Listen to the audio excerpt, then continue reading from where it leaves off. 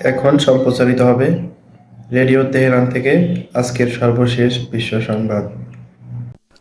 প্রথমে জানিয়ে দিচ্ছি সংবাদ শিরোনাম।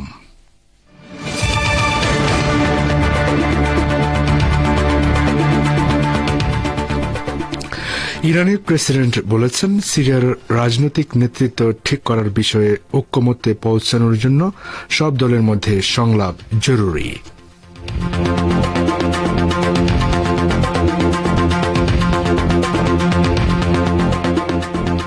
রাশিয়া বলেছে, সিরিয়ার প্রেসিডেন্ট বাশার আসাদ রাষ্ট্রীয় ক্ষমতা থেকে পদত্যাগের আগে শান্তিপূর্ণভাবে ক্ষমতা হস্তান্তরের নির্দেশ দিয়েছেন।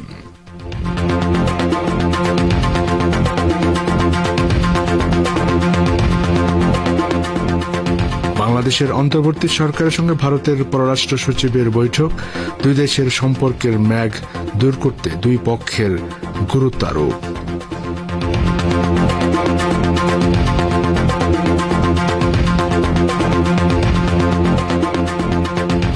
এবং পশ্চিমবঙ্গের মুখ্যমন্ত্রী বলেছেন, যারা বলছেন বাংলা, বিহার, ওড়িশা দখল করবেন তারা ভালো থাকবেন, আর আমরা কি বসে ললিপপ খাবো?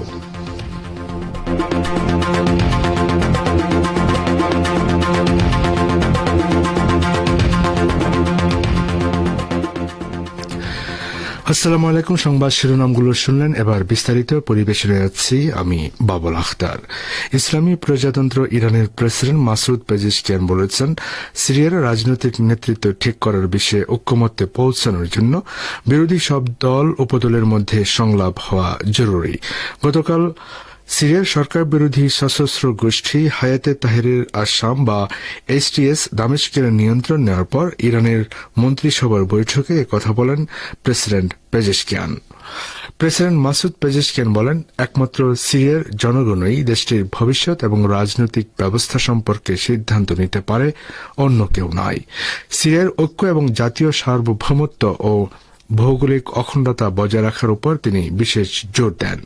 ইরানের প্রেসিডেন্ট আশা করেন, যত দ্রুত সম্ভব সিরিয়ার সামরিক দ্বন্দ্ব এবং সহিংসতার অবসান হবে, যাতে দেশটির জনগণ শান্ত পরিবেশে সহিংসতা, উদ্বেগ এবং বাইরের শক্তির হস্তক্ষেপ ছাড়াই তাদের গন্তব্য ঠিক করতে পারে।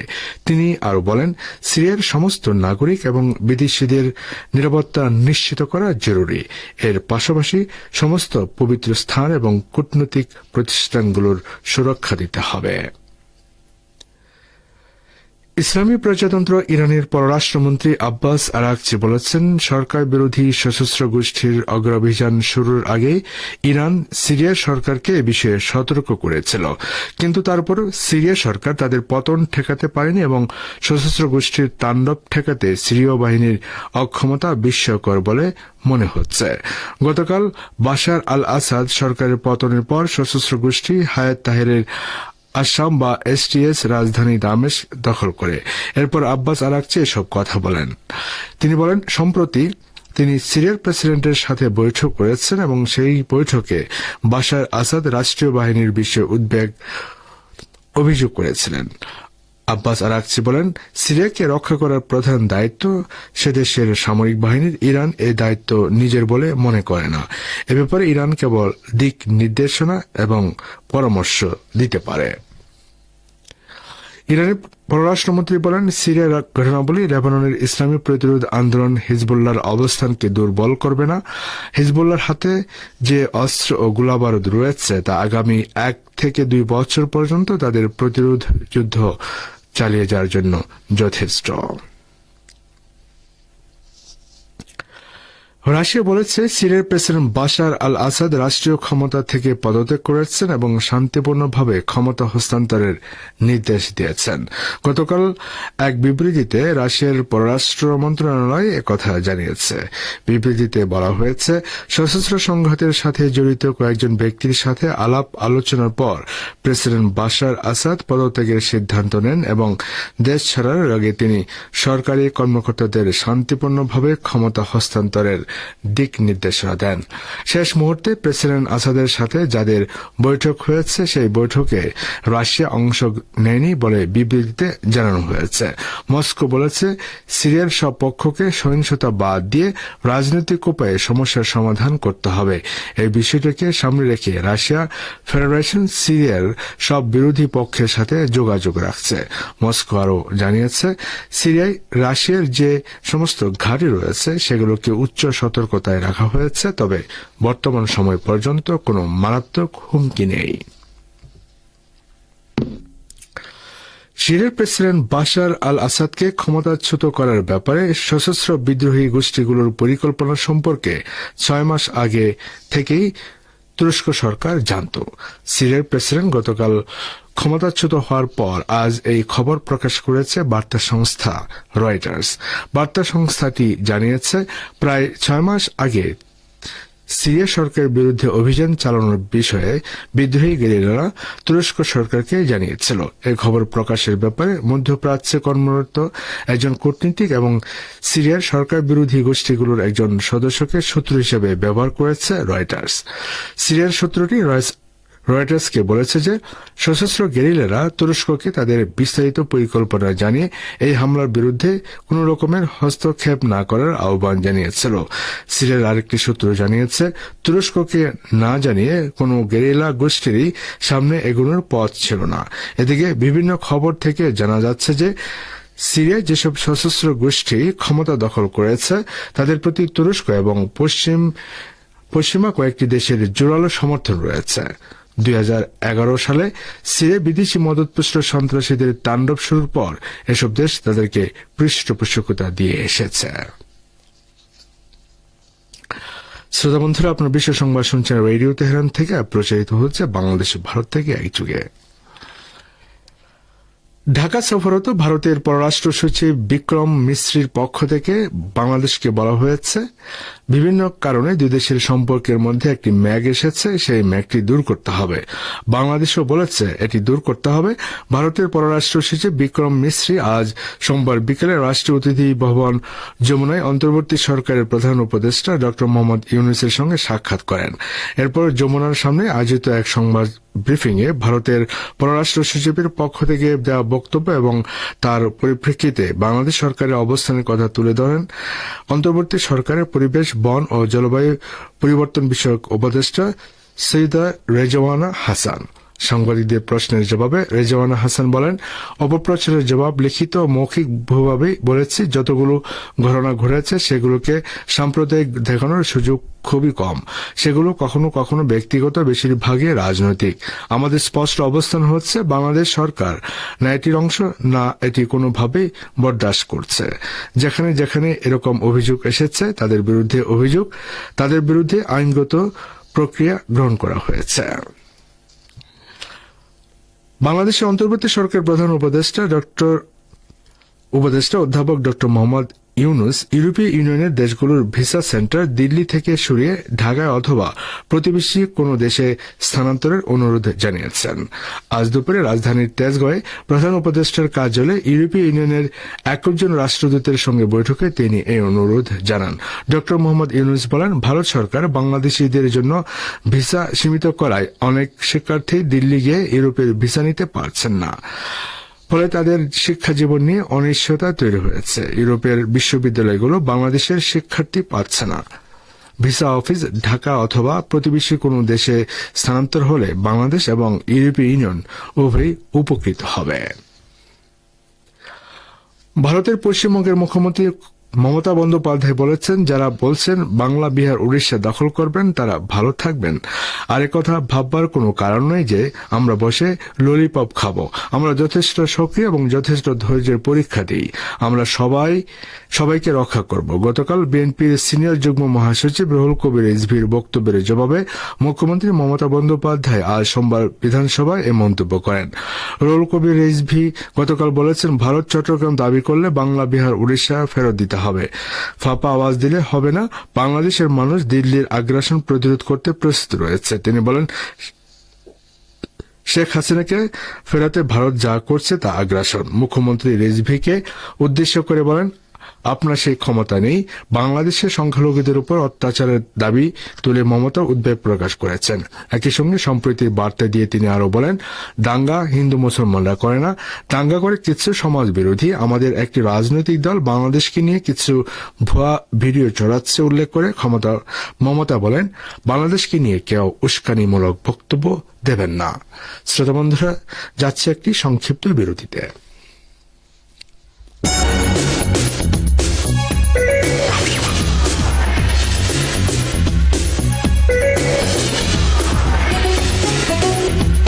রেডিও তেহরান, খবরের সঙ্গে 24 ঘন্টা। ভিজিট করুন আমাদের ওয়েবসাইট parstoday.ir/dn।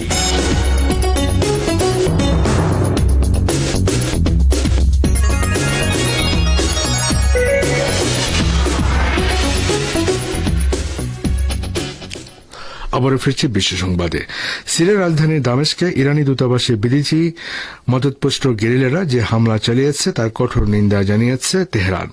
হায়াতে তাহরির আশ-শাম গোষ্ঠীর নেতৃত্বে গতকাল সরকার বিরোধী সশস্ত্র গোষ্ঠী ক্ষমতা দখল করে এবং প্রেসিডেন্ট বাশার আল আসাদ সরকারের পতন ঘটে। অনলাইনে ছড়িয়ে পড়া ভিডিওতে দেখা যায় গেরিলারা দূতাবাসের ভেতরে ঢুকে সন্ত্রাসবাদ বিরোধী লড়াইয়ের কমান্ডার শহীদ লেফটেন্যান্ট জেনারেল কাসেম সুলাইমানি এবং লেবাননের ইসলামী প্রতিরোধ আন্দোলন হিজবুল্লাহর সাবেক মহাসচিব সৈয়দ হাসান নাসরুল্লাহর ছবি ভাঙচুর করেন। এছাড়া গেরিলারা দূতাবাসের জানালা ভাঙচুর করে এবং সেখানে লুটোতরাজ চালায়। ইরানি পররাষ্ট্র মন্ত্রণালয়ের মুখপাত্র ইসমাইল বাকি এ সম্পর্কে গতকাল শেষ বেলায় বলেন, আন্তর্জাতিক আইনের মৌলিক নীতি হচ্ছে যে কোনো পরিস্থিতিতে বিদেশি কূটনীতিক ও কনসুলার অফিসগুলোর নিরাপত্তা রক্ষা করা। বিবৃতিতে ইসমাইল বাকি জানান, সিরিয়া ইরানের দূতাবাসে সমস্ত কর্মকর্তা কর্মচারীর নিরাপত্তা নিশ্চিত করার ব্যবস্থা করা হয়েছে। তিনি জানান, দামেস্কে ইরানের দূতাবাস নিযুক্ত রাষ্ট্রদূত এবং অন্যান্য কর্মকর্তা কর্মচারী সম্পূর্ণ সুস্থ ও ভালো আছেন।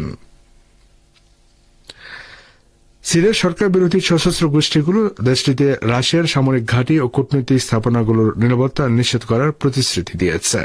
ক্রেমলিন সূত্রের বরাত দিয়ে রাশিয়ার বার্তা সংস্থা তাস এ খবর দিয়েছে। হায়াত তাহরির আসাম বা এসটিএস এবং মার্কিন সমর্থন পুষ্ট সশস্ত্র গোষ্ঠী ফ্রি সিরিয়ান আর্মির গেরিলারা গতকাল দামেস্ক দখল করে নেয় এবং প্রেসিডেন্ট বাশার আল আসাদ রাশিয়ায় রাজনৈতিক আশ্রয় গ্রহণ করেন। সাবেক আল কায়েদা কমান্ডার এবং বর্তমানে এসটিএস এর নেতা আবু মোহাম্মদ আল জুলানি গতকাল টেলিভিশনে দেওয়া ভাষণে বিজয় ঘোষণা করেন। তিনি বলেন, ভবিষ্যৎ আমাদের। এরপর ক্রেমলিনের একটি অজ্ঞাত সূত্র বার্তা সংস্থা তাসকে জানিয়েছে যে সিরিয়ার বিরোধী সশস্ত্র গোষ্ঠীগুলোর প্রতিনিধিদের সাথে রাশিয়ার কর্মকর্তারা যোগাযোগ রাখছেন। এই প্রতিনিধিরা সিরিয়ায় রাশিয়ার সামরিক ঘাঁটি ও কূটনৈতিক মিশনগুলোর নিরাপত্তা নিশ্চিত করার প্রতিশ্রুতি দিয়েছেন। একই সাথে ওই সূত্র বলছেন, সিরিয়ার জনগণের স্বার্থ এবং সিরিয়া ও রাশিয়ার দ্বিপক্ষীয় সম্পর্কের বিষয়ে আমরা রাজনৈতিক সংলাপ অব্যাহত রাখব বলে আশা করি। শ্রোতা বন্ধুরা, এর সঙ্গে শেষ করছি রেডিও তেহরান থেকে বিশ্ব সংবাদ। সঙ্গে থাকার জন্য অনেক অনেক ধন্যবাদ। আমন্ত্রণ জানাচ্ছি সংবাদ ভাষার অনুষ্ঠান দৃষ্টিপাতে। সিরিয়ার ঘটনা প্রবাহের ব্যাপারে ইরানের পররাষ্ট্র মন্ত্রণালয় বিবৃতি প্রকাশ করেছে। পররাষ্ট্র মন্ত্রণালয়ের বিবৃতিটি শুনুন গাজী আব্দুর রশিদের পরিবেশনায়। সিরিয়ার সশস্ত্র গোষ্ঠীগুলোর দেশটির রাজধানী দামেস্ক অভিমুখী অগ্রাভিযানের মুখে শনিবার রাতে প্রেসিডেন্ট বাশার আল আসাদ সরকারের পতন হওয়ার পর রোববার ইসলামী প্রজাতন্ত্র ইরানের পররাষ্ট্র মন্ত্রণালয় সিরিয়ার চলমান পরিস্থিতির ব্যাপারে একটি বিবৃতি প্রকাশ করেছে। পার্স টুডের দর্শক শ্রোতাদের জন্য বিবৃতিটি হুবহু তুলে ধরা হলো।